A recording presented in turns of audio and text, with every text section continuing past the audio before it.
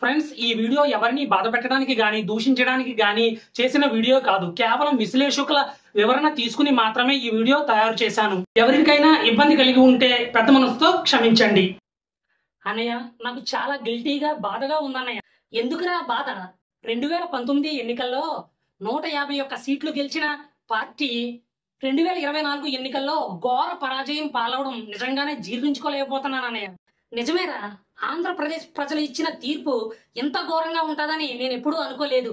నాకు కూడా చాలా బాధగా ఉందరా. అసలు ఎంత ఘోరంగా ఓడిపోవడానికి కారణం ఏంటన్నయ్య? సంక్షేమ పథకాలు బాగానే అమలు చేశారు కదా మన సీఎం గారు. అరే తమ్ముళ్ళు, ప్రజల యొక్క సంక్షేమాన్ని మాత్రమే జగన్ గారు కోరుకున్నారు కాబట్టి ఆ సంక్షేమమే వైఎస్ఆర్ పార్టీ పతనానికి కారణమైంది అని విశ్లేషకులు అంచనా చేస్తున్నారా. అదేంటన్నయ్య, సంక్షేమ పథకాలు నమ్ముకుని ఓడిపోవడం ఏంటి? సంక్షేమ పథకాలు అందిస్తేనే కదా ప్రజలు సుఖ సంతోషాలతో ఉండేది. ఒక కుటుంబంలో తండ్రి ఏం కోరుకుంటాడు? తమ పిల్లలను అభివృద్ధి పదంలో నడిపించాలని, ఉన్నత చదువులు చదివించాలని, అత్యున్నత శిఖరాలను అధిరోహించాలని, తమ కుటుంబం దినదిన అభివృద్ధి చెందాలని కోరుకుంటాడు. కుటుంబంలో తండ్రి పాత్ర ఎలాంటిదో రాష్ట్రానికి ముఖ్యమంత్రి పాత్ర అలాంటిది. అటువంటి పాత్ర పోషించినప్పుడు సంక్షేమంతో పాటు అభివృద్ధి కూడా మరుగుకూడదురా. జగన్ గారు ముఖ్యమంత్రిగా బాధ్యతలు చేపట్టిన నాటి నుంచి కేవలం సంక్షేమ పథకాల పైన మాత్రమే దృష్టి సారించారా. ఇదే విషయం సామాన్య ప్రజలకు కూడా సూటిగా స్పష్టంగా కనిపించింది. అభివృద్ధిని విస్మరించారు అనేది. 3 రాజధానులు కడతానని హామీ ఇచ్చారు కదా అన్నయ్య, అది కూడా కారణమా ఓటమికి? నిజమేరా, మనిషికి గుండెకాయ ఎంత ముఖ్యమో రాష్ట్రానికి రాజధాని కూడా అంతే ముఖ్యంరా. అమరావతి రాజధాని అని 2019 ఎన్నికలకు ముందు స్వయంగా ప్రకటించారు. కానీ తర్వాత 3 రాజధానుల ప్రస్తావన తీసుకొచ్చారు. బిల్లు కూడా ప్రవేశపెట్టారు అసెంబ్లీలో. 3 రాజధానులను ప్రకటించినా కనీసం అక్కడ ఎలాంటి అభివృద్ధి జరగలేదు. గుండె సక్రమంగా పనిచేస్తేనే కదా మనిషి భూమి మీద బ్రతికి బట్టగట్టేది. అలాంటి గుండెకాయ లాంటి రాజధానిని విస్మరించడం వైఎస్ఆర్సీపీ పార్టీ చేసిన ప్రధాన తప్పిదంగా విశ్లేషకులు అంచనా వేస్తున్నారా. అవును, నిజమే అన్నయ్య. ఆంధ్రప్రదేశ్ లో ఉన్న రోడ్ల పరిస్థితి గురించి కూడా ప్రజల నోట్లో బాగా నానుతూ వచ్చింది. స్వయంగా వైఎస్ఆర్సీపీ నేతలే ఆంధ్రప్రదేశ్ లోని రోడ్లను మరమ్మతులు చేయించాల్సిన అవసరం ఉందని చెప్పినా కూడా ఎక్కడా ఎటువంటి మరమ్మతులు జరగలేదు. ఒక నియోజకవర్గంలో అయితే ఏకంగా ఓ పార్టీ నేతలే స్వయంగా మరమ్మతులు చేసిన ఘటన సోషల్ మీడియాలో బాగా హైలైట్ అయ్యిందిరా. ఇదే విషయం గ్రామీణ ప్రాంతాల నుంచి పట్టణ ప్రాంతాల వరకు తీవ్రంగా వ్యాపించి వైఎస్ఆర్సీపీ పార్టీ పతనానికి కారణంగా ఉందని విశ్లేషకులు చెప్తున్నారు.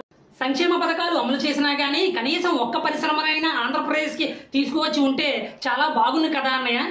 అవునరా, సంక్షేమ పథకాలు అమలుతో పాటు అభివృద్ధి కూడా చేసుంటే ఫలితం వేరేలాగా ఉండేదేమో.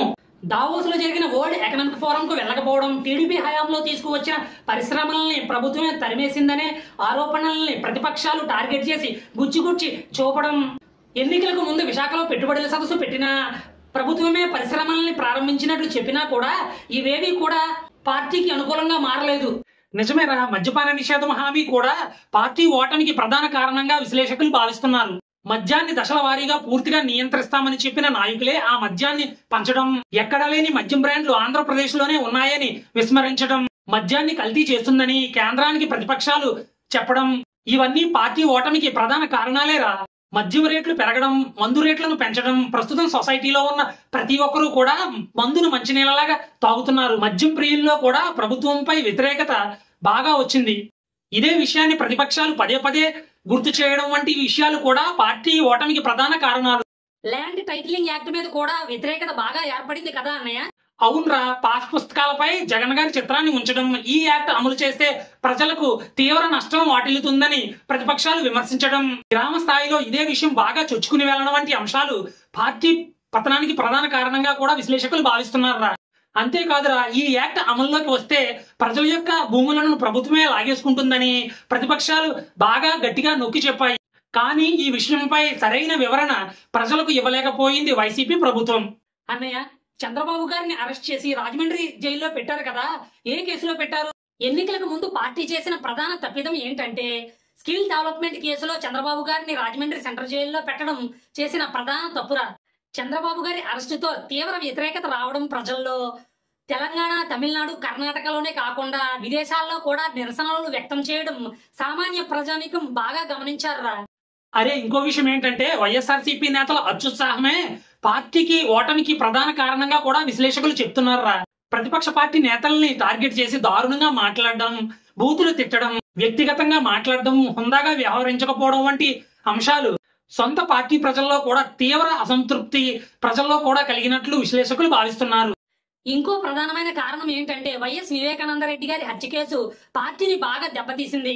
ఏకంగా జగన్ గారి ఇంటి నుంచే తీవ్ర వ్యతిరేకత ఎదురయ్యింది. ఈ కేసులో నిందితుల్ని సీఎం జగన్ గారు రక్షిస్తున్నారంటూ సొంత ఇంటి నుంచే డైరెక్ట్ గా టార్గెట్ చేయడం, షర్మిల గారు కాంగ్రెస్ లోకి మారడం, ఇదే విషయాన్ని కూటమి నేతలు సొంత చెల్లెలకే న్యాయం చేయలేని వాడు ప్రజలకు ఏం న్యాయం చేస్తాడు అంటూ పదే పదే ప్రశ్నించడం, ఇలాంటి కారణాలు వైసీపీ పతనానికి ప్రధాన కారణంగా చెప్పుకోవచ్చు. ఇంకో ప్రధానమైన కారణం ఏంటంటే ఎన్నికలకు ముందు ఏర్పడిన కూటమి వైసీపీ విజయ అవకాశాలను బాగా దెబ్బతీసింది. ఒక రకంగా కూటమి ఏర్పాటుకు అవకాశం ఇచ్చింది కూడా వైసీపీయే అనడంలో ఏమాత్రం సందేహం లేదు. వాస్తవానికి కూటమి ఏర్పాటు చేయాలా వద్దా అనే మీమాంసలో ఉన్నప్పుడు పవన్ కళ్యాణ్ గారిని పోలీసులు అరెస్ట్ చేసి రచరచ చేయడం, దీంతో పవన్ కళ్యాణ్ గారు కూటమిపై ఫోకస్ చేయడం, వైసీపీ వ్యతిరేక ఓట్ బ్యాంకు చీలకూడదనే లక్ష్యంతో పవన్ కళ్యాణ్ గారు పొత్తుకి నడుపు బిగించి విజయంలో కీలక పాత్ర పోషించారు. అవునరా, ఇలా చెప్పుకుంటూ పోతే చాలానే ఉన్నాయి. పోలవరం ప్రాజెక్టు ఊసే లేకపోవడం, అమరావతిని కూల్చడం, అన్నా క్యాంటీన్లు మూసివేయడం, అన్న టయానికి జాబ్ క్యాలెండర్ తీయకపోవడం, దేవాలయాలపై దాడిని హిందూ వ్యతిరేకంగా ప్రతిపక్షం చిత్రించడం, 10 ఏళ్లైనా రాష్ట్రానికి క్యాపిటల్ లేదనే సెంటిమెంట్ ప్రజల్లో పెరిగిపోవడం, ఇటువంటి ప్రధాన కారణాలు ఉన్నాయిరా. సంక్షేమంపై ఫోకస్ పెట్టినా ప్రజలకు చెప్పుకోలేకపోవడం, సామాజిక న్యాయం పేరుతో బలమైన అభ్యర్థులను మార్చి కొత్త వారికి అవకాశాలు ఇవ్వడం, ముఖ్యంగా ప్రభుత్వ ఉద్యోగుల్లో ప్రభుత్వంపై వ్యతిరేకత స్పష్టంగా కనిపిస్తున్నప్పటికీ నష్ట నివారణ చర్యలు తీసుకోకపోవడం, అంగన్వాడీలు, పారిశుధ్య కార్మికులు ఎన్నికలకు ముందు సమ్మె చేయడం, ప్రజల యొక్క సరైన ఫీడ్బ్యాక్ ను సీఎం జగన్ గారికి అందజేయలేకపోవడం కూడా ప్రధాన కారణాలుగా విశ్లేషకులు అంచనా వేస్తున్నారు. అన్నయ్య, మరి సంక్షేమ పథకాలు అందుకున్న ఓటర్లు కూడా ఓట్లు వేయలేదని నాయకులు అంటున్నారు. ఆంధ్రప్రదేశ్ అప్పుల ఊపిలోకి వెళ్ళిపోతుంది అని ప్రతిపక్షాలు పదే పదే ప్రశ్నించడంతో ఒకానొక సందర్భంలో సంక్షేమ ఫలాలు అందుకున్న వాళ్లే స్వయంగా అప్పులు చేసి అనవసరమైన పథకాలు పెట్టడం అవసరమా అనేవాళ్ళు చాలా మంది ఉన్నారా. ప్రజలకు జగన్ గారిపై సానుకూల ప్రభావం ఉన్నా కూడా క్రింది స్థాయి నేతలపై తీవ్ర విమర్శలు రావడం, ప్రజల యొక్క నాడి తెలుసుకుని సరైన ఫీడ్బ్యాక్ ఇవ్వలేకపోవడమే ప్రభుత్వ సలహాదారుల ప్రధాన లోపం కావచ్చు. ఒకవేళ సరైన ఫీడ్బ్యాక్ ఇచ్చినా కూడా అమలు చేయలేకపోవడం సీఎం గారి లోపం కావచ్చు. విశ్లేషకులు చెప్పిన ప్రతి మాట, ప్రభుత్వం పనిచేసిన తీరు ఓటరు గుండెల్లో సూటిగా నాటుకునేలా చేసింది. ఇన్ని కారణాల వల్ల జగన్ గారు చేసిన సంక్షేమం చాలా చిన్నదైపోయిందని కూటమి గెలవడానికి ప్రధాన కారణాలుగా భావిస్తున్నారు. తప్పుగా మాట్లాడి ఉంటే క్షమించండి. ఈ వీడియో మీద మీ అభిప్రాయాలను కామెంట్ రూపంలో తెలియజేయండి. అలాగే మన ఛానల్ని సబ్స్క్రైబ్ చేసుకోండి. Thank you very much. జై హింద్.